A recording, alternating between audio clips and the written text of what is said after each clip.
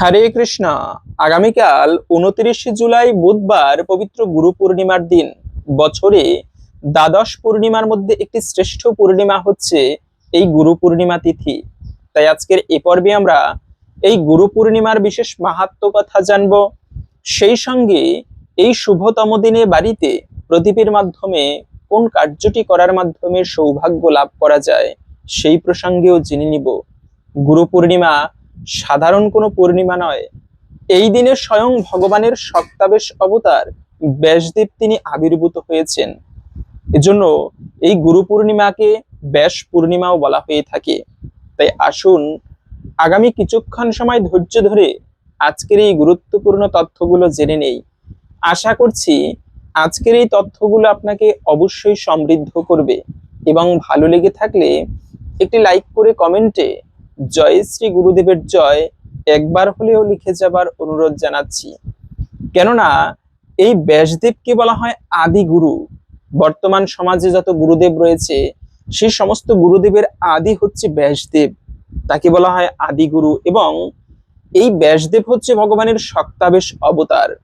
ভগবানের যত প্রকার অবতার রয়েছে তাদেরকে 6 ভাগে ভাগ করা হয়েছে। সপ্তাবেশ অবতার, গুণ অবতার, লীলা অবতার, মন্বন্তর অবতার, যুগ অবতার। যুগে যুগে যে অবতারেরা আসে তাদেরকে বলে যুগ অবতার। আবার পুরুষোত্তম মানে সেই মর্যাদা পুরুষোত্তম অবতার বলা হয় রামচন্দ্রকে। লীলা পুরুষোত্তম অবতার হচ্ছে ভগবান শ্রীকৃষ্ণ। ঠিক তেমনি সপ্তাবেশ অবতার হচ্ছে এই ব্যাসদেব, যিনি সমস্ত জ্ঞান শক্তিতে আদিষ্ট হয়ে এই শাস্ত্রগ্রন্থ লিপিবদ্ধিত করেছিলেন। তাই ব্যাসদেবকে বলা হয় আদি গুরু। বর্তমানে যত গুরুদেব আচার্যবৃন্দ রয়েছে তারা যদি ব্যাসদেবের শাস্ত্রকে অনুসরণ না করে তবে তারা গুরু হবার যোগ্য নয়। এজন্য ব্যাসদেব তিনি হচ্ছেন আদি গুরু। আর সেই ব্যাসদেব আষাঢ় মাসের এই পূর্ণিমা তিথিতে তিনি আবির্ভূত হয়েছিলেন। এজন্য এই পূর্ণিমাকে ব্যাস পূর্ণিমাও বলা হয়।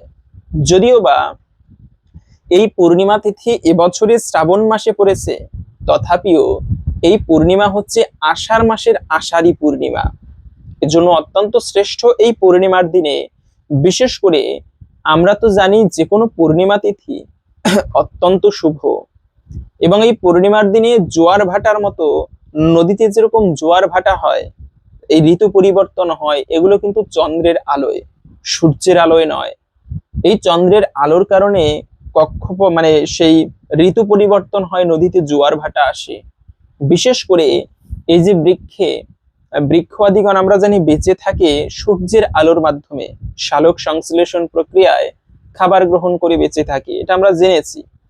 কিন্তু এই বৃক্ষে যে ফল এত রসালো হয়, ফুল প্রস্ফুটিত হয়, এটা কিন্তু সূর্যের আলোয় নয়, এটা হচ্ছে চন্দ্রের আলোয়। পাশাপাশি হচ্ছে এই চন্দ্রের আলোর কারণে আরো অনেক কিছু পৃথিবীতে, বিশেষ করে সূর্যের আলো যেমন গুরুত্বপূর্ণ, ঠিক তেমনি চন্দ্রগ্রহ গুরুত্বপূর্ণ। এবং এই পূর্ণিমার দিনে মানুষের জীবন প্রবাহ ঊর্ধ্বমুখে থাকে, মনে চাঞ্চল্যতা আসে, এবং অমাবস্যার দিনে জীবন প্রবাহ নিম্নমুখে থাকে। তাই এই পূর্ণিমার দিনে যে কাজগুলো করা উচিত নয় তার মধ্যে প্রথমত হচ্ছে ক্ষৌর কর্ম করতে নেই। চুল, দাড়ি, নখ এগুলো কিন্তু পূর্ণিমাতে এবং অমাবস্যাতে কাটা উচিত নয়, এতে গ্রহ দোষ লাগে। তো এভাবে করে এই পূর্ণিমা তিথি অত্যন্ত শুভ। বিশেষ করে যে কোনো পূর্ণিমার দিন আমরা তো জানি লক্ষ্মী এবং নারায়ণের পুজো করা, ব্রত আদি করা, এর ফলে পরিবারের দারিদ্রতা দূরীভূত হয়। শুধুমাত্র মা লক্ষ্মীর পুজো নয়, লক্ষ্মীর সাথে নারায়ণের পুজো করতে হয়। ভগবান শ্রী বিষ্ণু এবং মা লক্ষ্মীর পূর্ণিমার দিনে একটু বিশেষ করে যদি কেউ ব্রত করতে পারে, এতে পরিবারের অশুভ এবং অমঙ্গল দূরীভূত হয়। কিন্তু তাই আপনারা এই পূর্ণিমার দিনে বিশেষ করে সেই মানে সেই ভক্তি ভরে ব্রত আদি করে, ব্রত না করতে পারলেও সারাদিনটি নিরামিষ খাবার গ্রহণ করতে হয়। পূর্ণিমার দিনে অমাবস্যাতে মাছ মাংস খেতে নেই, এগুলো বর্জন করতে হয়। অনেকে প্রশ্ন করে বা ব্যঙ্গাত্মক ভাবে বলে থাকে, মানে এই খাবারের কথা বললে কমেন্টে, যে খাবারের সাথে ধর্মের কি সম্পর্ক। না, মাছ মাংস রাজসিক খাবার সবসময় বর্জন করতে বলা হয়েছে। চেতনাকে শুদ্ধ করার জন্য রাজসিক আহার বর্জন করতে হয়। খাবারের সাথে ধর্মের সম্পর্ক নেই, কিন্তু চেতনার সাথে ধর্মের সম্পর্ক রয়েছে। তুমি যেমন খাবার গ্রহণ করবে তেমনি চেতনা তুমি লাভ করবে। এজন্য সাত্বিক আহার গ্রহণ করতে হয়। বিশেষ করে পূর্ণিমা অমাবস্যাতে মাছ মাংস গ্রহণ করা এটি বিশেষ পাপের বলা হয়েছে। এই জন্য আপনারা এই দিন নিরামিষ খাবার গ্রহণ করে, ভগবানের প্রসাদ গ্রহণ করে, ভগবানের বিশেষ পুজো দিয়ে এই দিনটি কাটাতে পারেন। বিশেষ করে এই যে পূর্ণিমা তিথি, তা শুরু হবে 28শে জুলাই মঙ্গলবার, আজকে সন্ধ্যা 6টা 36 মিনিট থেকে, থাকবে মূলত আগামীকালকে 29শে জুলাই বুধবার রাত 8টা 10 মিনিট পর্যন্ত। এই সময়টুকুর মধ্যে এই পূর্ণিমা তিথি থাকবে। তাই উদয়া তিথি মেনে আমাদের এই পূর্ণিমা পালন করতে হবে আগামীকাল 29শে জুলাই বুধবার, এবং এই দিনটি বিশেষ করে কাটাতে পারেন। বিশেষত যারা শিষ্য রয়েছে বা যারা গুরু গ্রহণ করেছেন, তারা প্রত্যেকে এই দিনে সব থেকে শ্রেষ্ঠ কাজ এই গুরু পূর্ণিমার দিনে, তা হচ্ছে গুরুদেবের বিশেষ পুজো করতে হয়। গুরুরূপে ব্যাস পুজো। এই যে আমরা ভাগবত পাঠ করি বা এখানে যে আমি পাঠ করতেছি আপনাদের সামনে, এই গুরু পূর্ণিমার মাহাত্ম্য আলোচনা করি, আমিও একটা আসনের উপরে বসা। এটা কি বলে? ব্যাস আসন বা ব্যাসপীঠ। এই যে ভাগবত কথা পাঠ করা হয়, সেখানে যে আসনের উপরে বসে বক্তা পাঠ করে থাকেন, সেই আসনটাকে বলা হয় ব্যাস আসন। কেন? ওখানে উঠেই নিজের মন মতো মন গড়া কথা বললে হবে না। ব্যাসদেব যে কথাগুলো শাস্ত্রে লিখে গিয়েছেন, সেই ব্যাসদেবের প্রতিনিধিত্ব করা হয়, এজন্য সেই আসনকে বলা হয় ব্যাস আসন। আর এই যে আমরা শাস্ত্র গ্রন্থ পাঠ করি, এমনকি গীতা পাঠ করি, তখনও সেই ব্যাসদেবের প্রণাম মন্ত্র উচ্চারণ করতে হয়। তা হচ্ছে নারায়ণম নমস্কৃত্যম নরং চৈব নরোত্তমম দেবীম সরস্বতীম ব্যাসম ততজয়ম উদীরয়েৎ। এভাবে করে সেই সরস্বতী মাতাকে, ব্যাসদেবকে প্রণাম করে তারপরে ভাগবত পাঠ, গীতা পাঠ আদি শুরু করতে হয়। এবং এই ব্যাসদেব তিনি কিভাবে দ্বৈপায়ন হলেন আমরা তো জানি। ব্যাসদেব যেভাবে শাস্ত্র লিখেছিলেন, তিনি কিন্তু নিজের হাতে লিখেনি, গণেশের মাধ্যমে এই শাস্ত্র গ্রন্থ তিনি লিপিবদ্ধিত করিয়েছিলেন। গণেশ ছিল লেখক, ব্যাসদেব তিনি গণেশকে বলে দিয়েছিল। মূলত ব্যাসদেব চিন্তা করতে লাগলো কিভাবে এত শাস্ত্র আমি একা লিখবো, অনেক সময় লাগবে। তো তখন তিনি ব্রহ্মার কাছে গেলেন। ব্রহ্মার কাছে গিয়ে প্রার্থনা জানালেন যে একজন ভালো লেখক কোথায় পাওয়া যায়। ব্রহ্মা বললেন তুমি সেই গণেশের কাছে যাও, গণেশ ভালো লিখতে পারে। তো গণেশের কাছে গিয়ে জানালো, গণেশ বলল ঠিক আছে আমি লিখবো, কিন্তু একটা শর্ত আছে, যে আমি তুমি যখন থামিয়ে দেবে বলা, তখন আমি আর লিখবো না, মানে একটানা তোমাকে সমস্ত শাস্ত্র বলে যেতে হবে। ব্যাসদেব বলল ঠিক আছে, তবে আমারও একটা শর্ত আছে, আমি বলবো কিন্তু তোমাকে যেটাই তুমি লিখবে সেটার অর্থ বুঝে তোমাকে লিখতে হবে, না বুঝে তুমি লিখতে পারবে না। তো সেই গণেশ বলল ঠিক আছে তাই হবে। এজন্য ব্যাসদেব মাঝে মাঝে একটু কঠিন শ্লোক বলতো, যাতে গণেশের অর্থ বুঝতে একটু সময় লাগে।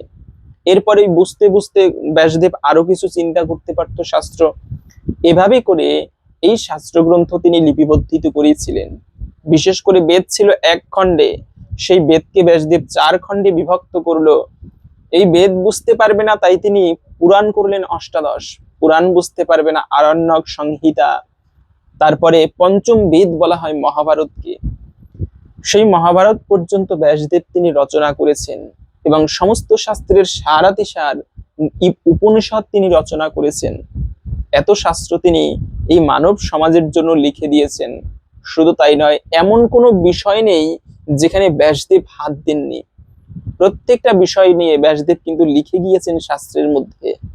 তাই তো ব্যাসদেবকে এজন্য এই গুরু পূর্ণিমা তিথি ভক্তরা বিশেষ গুরুত্বের সহিত পালন করে, এবং আজও শাস্ত্র পাঠের পূর্বে ব্যাসদেবকে শ্রদ্ধা ভরে স্মরণ করতে হয়।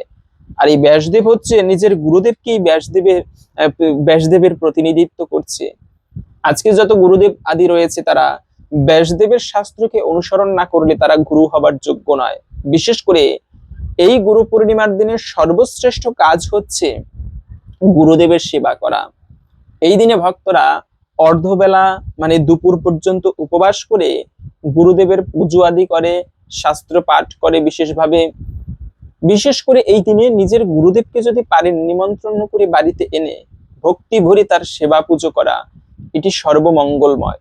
তা না পারলে আপনি এই পূর্ণিমার দিনে কিছু বৈষ্ণব সেবা দিতে পারেন।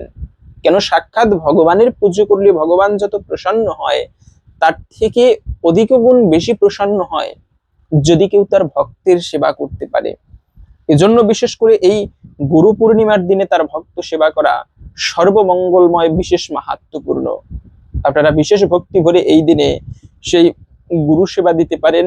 এটি অত্যন্ত পূর্ণের এবং সৌভাগ্যপূর্ণ বলা হয়েছে।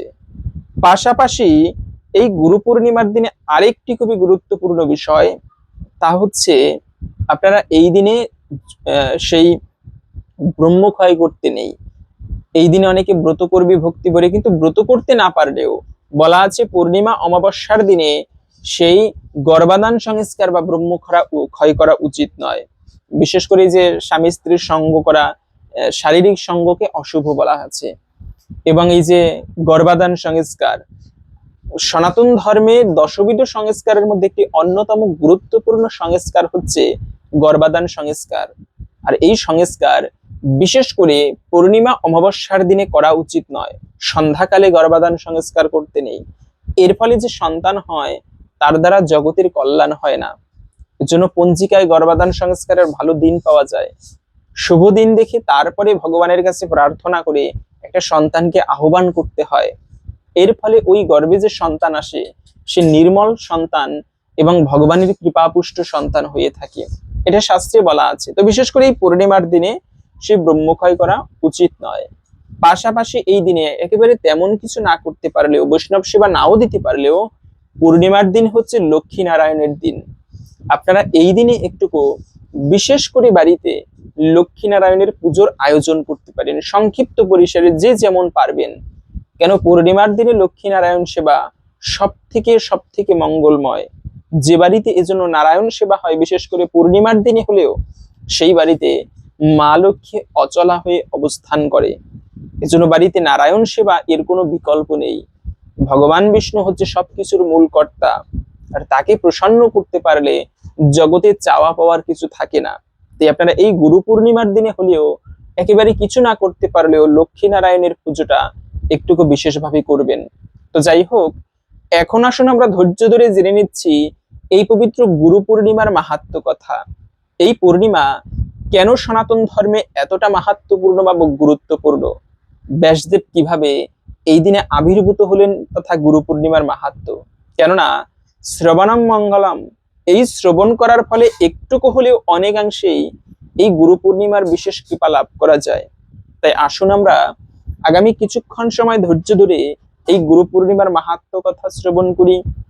এরপরে ভিডিওর মূল প্রসঙ্গ, এই দিনে যে কার্যটি করার মাধ্যমে সৌভাগ্য লাভ করা যায় একটি প্রদীপের মাধ্যমে, সেই বিষয়েও জেনে নিব। গুরু পূর্ণিমার মাহাত্ম্য। গুরু পূর্ণিমা সনাতন ধর্মে এক অত্যন্ত পবিত্র এবং মহিমান্বিত তিথি। আষাঢ় মাসের পূর্ণিমা তিথিতে এই উৎসব পালিত হয়। এই দিনটি ব্যাস পূর্ণিমা নামেও পরিচিত, কারণ এই শুভ তিথিতেই জগৎ বিখ্যাত মহর্ষি ব্যাসদেবের আবির্ভাব হয়েছিল বলে শাস্ত্রে বর্ণিত আছে। তিনি সমগ্র মানব জাতির আধ্যাত্মিক জ্ঞানের ভান্ডারকে সুসংগঠিত করে আমাদের কাছে পৌঁছে দিয়েছিলেন। তাই এই দিন সকল গুরু, আচার্য এবং মহর্ষি ব্যাসদেবের প্রতি কৃতজ্ঞতা নিবেদন করা হয়। সনাতন ধর্মে গুরুর স্থান সর্বোচ্চ। শাস্ত্রে বলা হয়েছে, গুরু ব্রহ্মা গুরু বিষ্ণু গুরুর দেব মহেশ্বরা গুরুর সাক্ষাৎ পরম ব্রহ্ম তস্মৈ শ্রী গুরুবে নমঃ। অর্থাৎ গুরুই ব্রহ্মা, গুরুই বিষ্ণু, গুরুই মহেশ্বর, গুরুই পরম ব্রহ্ম স্বরূপ, সেই শ্রী গুরুদেবকে প্রণাম। গুরু ছাড়া ঈশ্বর লাভ করা সম্ভব নয়। গুরু অজ্ঞান রূপ অন্ধকার দূর করে জ্ঞানের আলো জ্বালিয়ে দেন। তাই গুরু পূর্ণিমায় শিষ্যরা গুরুদেবের চরণে প্রণাম করে আশীর্বাদ গ্রহণ করেন, গুরু পূজা করেন এবং আত্মশুদ্ধির সংকল্প গ্রহণ করেন। এই দিনটির আরেকটি বিশেষত্ব হলো মহর্ষি ব্যাসদেবের জন্মতিথি। তাই এই দিন ব্যাস পূজা করা হয়। যারা ভাগবত পাঠ, বেদ, উপনিষদ অধ্যয়ন করেন তারা বিশেষভাবে ব্যাসদেবকে স্মরণ করে থাকেন। মহর্ষি ব্যাসদেবের পিতা ছিলেন মহামুনি পরাশর এবং মাতা ছিলেন সত্যবতী। সত্যবতীর জন্ম ছিল অলৌকিক। তিনি একজন জেলের ঘরে লালিত পালিত হন। ছোটবেলায় তার শরীর থেকে মাছের গন্ধ বের হতো, তাই তার নাম হয়েছিল মৎস্যগন্ধা। তিনি নৌকায় মানুষ পারাপার করতেন। একদিন মহর্ষি পরাশর যমুনা নদী পার হবার জন্য তার নৌকায় ওঠেন।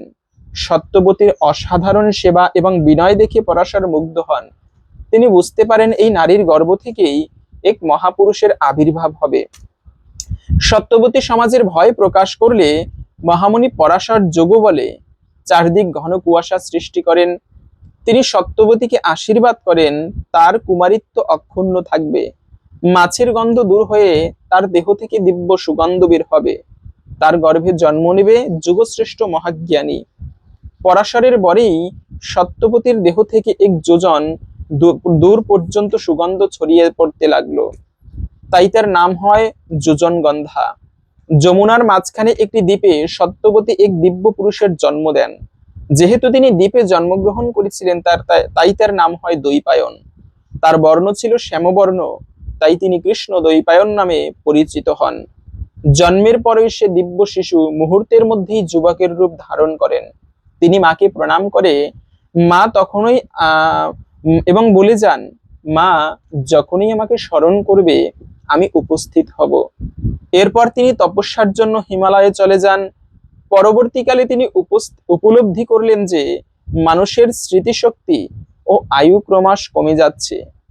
এক সময় একটিমাত্র বিশাল বেদ মানুষের পক্ষে অধ্যয়ন করা কঠিন হয়ে পড়বে। তখন তিনি এক বেদকে 4 ভাগে বিভক্ত করেন, ঋক, সাম, যজু এবং অথর্ব। ব্যাস শব্দের অর্থ বিভাগকারী বা বিন্যাসকারী। বেদকে বিভক্ত করার জন্যই তিনি বেদব্যাস নামে অমর হয়ে আছেন। এবং ব্যাসদেবের অবদান ভারতীয় ধর্ম, দর্শন এবং সাহিত্যে অতুলনীয়। 4 বেদের বিভাগ করেন, 18টি মহাপুরাণ রচনা করেন, শ্রীমদ্ ভাগবত মহাপুরাণ প্রণয়ন করেন, বিশ্বের অন্যতম বৃহত্তম মহাকাব্য রচনা করেন। মহাভারতের মধ্যেই শ্রীমদ্ ভগবদ গীতা সংরক্ষিত রয়েছে। ব্রহ্মসূত্র রচনা করেন, বেদান্ত দর্শনের তিনি স্থাপন করেন। মহাভারত রচনার সময়ে ভগবান গণেশ নিজ হাতে লেখকের ভূমিকা পালন করেছিলেন। ব্যাসদেব শর্ত দিয়েছিলেন অর্থ বুঝে তবেই লিখতে হবে। আর গণেশ শর্ত দিয়েছিলেন ব্যাসদেব যেন একবারও থেমে না যান।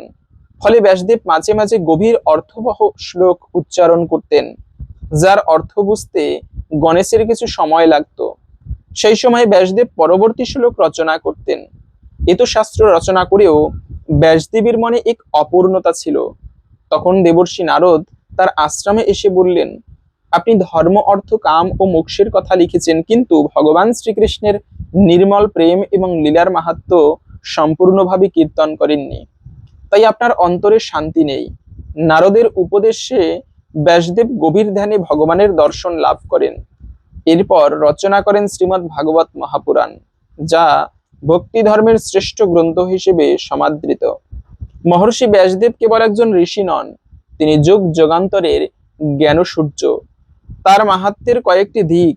তিনি মানব জাতির জন্য বেদকে সহজলভ্য করেছেন। তিনি ধর্মকে গল্প, ইতিহাস এবং উপাখ্যানের মাধ্যমে সাধারণ মানুষের কাছে পৌঁছে দিয়েছেন। মহাভারতের মাধ্যমে নীতি, ধর্ম, রাজনীতি ও জীবনের শিক্ষা দিয়েছেন। ভাগবতের মাধ্যমে তিনি সর্বোচ্চ আদর্শ প্রতিষ্ঠা করেছেন। বেদান্ত দর্শনের মূল ভিত্তি নির্মাণ করেছেন। তাকে ভগবান বিষ্ণুর অংশাবতার বলে বহু বৈষ্ণব গ্রন্থে বর্ণনা করা হয়েছে। তাই প্রতিটি গুরু পরম্পরার সূচনায় ব্যাসদেবকে স্মরণ করা হয়। এই পবিত্র দিনে, পবিত্র ব্যাস পূর্ণিমা তথা গুরু পূর্ণিমার দিনে গুরুদেবের চরণে প্রণাম করা, ব্যাসদেবের পুজো বা স্মরণ করা, শ্রীমদ্ ভাগবত পাঠ এবং গীতা পাঠ করা, জপ ও ভগবানের নাম সংকীর্তন করা, সাধু ও দারিদ্রদের সেবা করা, গুরু প্রদত্ত আদর্শ অনুসরণ করা, এই সকল কিছুই অত্যন্ত মঙ্গলময় বলা হয়েছে। গুরু পূর্ণিমা কেবল একটি ধর্মীয় উৎসব নয়, এটি জ্ঞান, ভক্তি, বিনয় এবং কৃতজ্ঞতার দিন। এই দিন আমাদের স্মরণ করিয়ে দেয় যে গুরুই জীবনের অন্ধকার দূর করে ঈশ্বরের পথে পরিচালিত করেন। আর মহর্ষি বেদব্যাস সেই সর্বশ্রেষ্ঠ জ্ঞানগুরু, যার অক্লান্ত সাধনার ফলে বেদ, পুরাণ, মহাভারত, ভাগবত এবং ব্রহ্মসূত্রের মতো অমূল্য ঐশ্বরিক সম্পদ আজও মানব জাতির পথ প্রদর্শক। তাই গুরু পূর্ণিমার পবিত্র তিথিতে আমরা ভক্তি ভরে প্রার্থনা করি, ব্যাসায় বিষ্ণু রূপায় ব্যাস রূপায় বিষ্ণবে নমো বৈব্রহ্ম নিদয়ে বশিষ্ঠায় নমো নমঃ। যিনি বিষ্ণু রূপে ব্যাস এবং ব্যাস রূপে বিষ্ণু, যিনি ব্রহ্মবিদ্যার ভান্ডার এবং মহর্ষি বশিষ্ঠের বংশধর, সেই মহর্ষি ব্যাসদেবকে বারংবার প্রণাম করি। এইভাবে গুরু পূর্ণিমায় মহর্ষি ব্যাসদেবের আবির্ভাব গুরুতত্ত্বের মহিমা এবং চিরন্তর জ্ঞানধারার প্রতি শ্রদ্ধা নিবেদনের এক অনন্য পবিত্রতম উৎসব। তো এই ছিল মূলত পবিত্র গুরু পূর্ণিমার মাহাত্ম্য কথা। আশা করি বুঝতে পেরেছেন এই গুরু পূর্ণিমা তিথি কেন আমাদের সনাতন ধর্মে এতটা গুরুত্বপূর্ণ বা মাহাত্ম্যপূর্ণ। তাই আপনি নিজে এই গুরু পূর্ণিমার দিনে ভক্ত সেবা করতে পারেন, গুরু সেবা করতে পারেন, অত্যন্ত মঙ্গলময়। পাশাপাশি এই দিনে একটি প্রদীপের মাধ্যমে কোন কার্যটি করার মাধ্যমে সৌভাগ্য লাভ করা যায়। মূলত একটি প্রদীপ কোথাও রেখে দিলেই মঙ্গল হয় না, প্রদীপ প্রজ্বলিত করে যদি ঠাকুরকে নিবেদন করা হয় তবে হয় প্রকৃত মঙ্গল। এই প্রদীপ ভগবানের যত সেবা আছে তার মধ্যে একটি শ্রেষ্ঠ সেবা হচ্ছে ভগবানকে প্রদীপ নিবেদন করা। প্রদীপের আলোয় যেরকম অন্ধকার দূরীভূত হয়, ঠিক তেমনি ভক্তি ভরে কেউ একটা প্রদীপ ভগবানের উদ্দেশ্যে নিবেদন করলে তার জীবনের অন্ধকার দূরীভূত হয়। তবে আমরা একটা ভুল করি, প্রদীপ নিবেদনের পরে হাত দিয়ে আবার প্রদীপটা নিভিয়ে রাখি। এটি কিন্তু অমঙ্গল। হাত দিয়ে প্রদীপ নিভাতে নেই, ওটা আপনা আপনি নিভে যাবে। প্রদীপ হাত দিয়ে নিভালে এতে বংশে অকাল মৃত্যু আসে। এজন্য প্রদীপ হাত দিয়ে নিভাতে নেই, আপনা আপনি নিভে যাবে। এবং এই পূর্ণিমার দিনে দুটি প্রদীপ, একটি ভগবানের উদ্দেশ্যে আরেকটি তুলসী তলায় নিবেদন করবেন। এটি অত্যন্ত শুভ এবং বিশেষ মঙ্গলময়। তো যদি ভালো লেগে থাকে একটি লাইক করে কমেন্টে জয় শ্রী গুরুদেবের জয় একবার হলেও লিখে যাবার অনুরোধ জানাচ্ছি। গুরুদেবের কৃপায় আমাদের সকলের জীবনে মঙ্গল হোক, এই কামনা করে আজকের ভিডিওটি এখানে সমাপ্ত করছি। হরে কৃষ্ণ।